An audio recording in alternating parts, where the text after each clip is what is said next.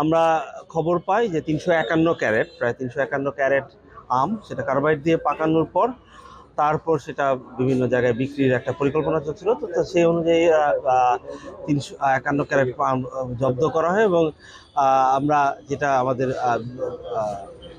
Expertise যারা আছেন এই ক্ষেত্রে কিছুটা আমাদের কৃষি অধিদপ্তর, তারা এটা আমগুলো খুলে দেখেছেন যে আমের যে আটি রয়েছে সেটা এখনো পরিপক্ক হয়নি, উইচ প্রুভস দ্যাট এটা কৃত্রিমভাবেই পাকানো হয়েছে।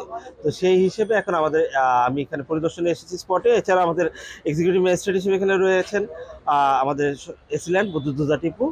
তো তাদের নেতৃত্বে এখন আমরা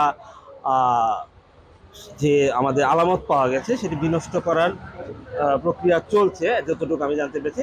তার পাশাপাশি যেহেতু অপরাধী পাওয়া যায়নি, নিয়মিতভাবে বিষয়টি কারা এর সাথে জড়িত তার জন্য আমার কাছে ইনফর্ম করা হয়েছে যে আইন শৃঙ্খলা বাহিনী তারা যথাযথ তৎপরতার সাথে খুঁজে বের করার চেষ্টা করছে এবং আশা করি খুব শীঘ্রই তারা সেটা খুঁজে বের করতে পারবে। আপনারা জানেন যে আমাদের বিভিন্ন প্রজাতির আম প্রক্রিয়াজাতকরণের জন্য আমাদের যে ক্যালেন্ডার করে দেওয়া আছে, তার পাশাপাশি এই আপনার তার পূর্বে যে অবৈধভাবে কার্বাইড যে পাকানো হচ্ছে, কার্বাইড দিয়ে পাকানো হচ্ছে সেই আমগুলোর ক্ষেত্রে আমরা অভিযান নিয়মিত পরিচালনা করছি, যার একটা নমুনা আপনারা দেখলেন। তো অবভিয়াসলি ভবিষ্যতে এটি আরও জোরদার করা হচ্ছে। তার পাশাপাশি আমরা যে উদ্যোগগুলো নিয়েছি, আমাদের সামনের সপ্তাহ থেকেই আমের যে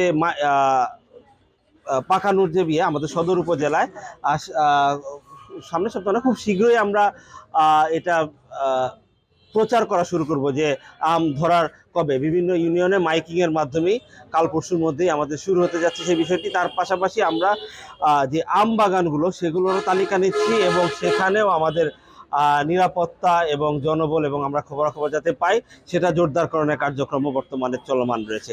তার পাশাপাশি আপনি যে দৃষ্টিটা বললেন, আমরা বিভিন্ন কেমিক্যালস যেগুলো হয় সেগুলো সাপ্লাই কারা করে সেই বিষয়ে আমরা তথ্য সংগ্রহ করার চেষ্টা করছি এবং আশা করি সফলভাবে আমরা এই লাইনটাকে ব্রেক করতে পারব।